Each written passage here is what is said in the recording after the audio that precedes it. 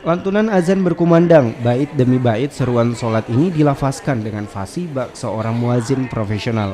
Sejumlah anak usia dini ikut larut dalam ratusan peserta yang memeriahkan festival anak soleh di Masjid Imigrasi Makassar, mengangkat tema meraih berkah Ramadan bersama generasi Qurani. Panitia mempersiapkan sebanyak 8 jenis lomba, diantaranya puisi Al-Quran, azan hingga lomba hafalan Al-Quran atau menjadi seorang hafiz Quran. Marilah kita bersyukur kepada Allah Subhanahu wa Ta'ala. Allah yang telah memberikan kita nikmat, baik itu nikmat umur panjang, kesehatan, kecerdasan, dan kesempatan, sehingga kita bisa berkumpul di tempat yang penuh berkah ini.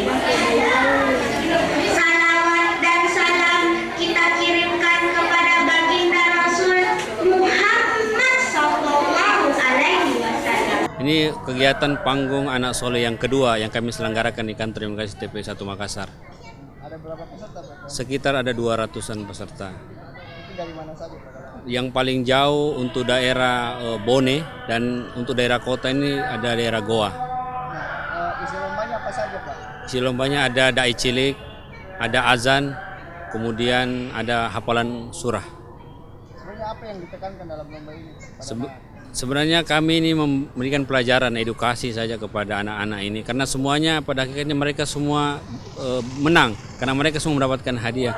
Tapi kami menginginkan bagaimana anak-anak ke depan ini menjadi pilar-pilar generasi Islam yang bisa membawa Islam kepada puncak kejayaan. Festival ini pun diharapkan mampu menjadikan para generasi muda ini menjadi penghafal Al-Quran dan sekaligus memperkenalkan agama Islam sejak dini. Rama Pratama, Kompas TV.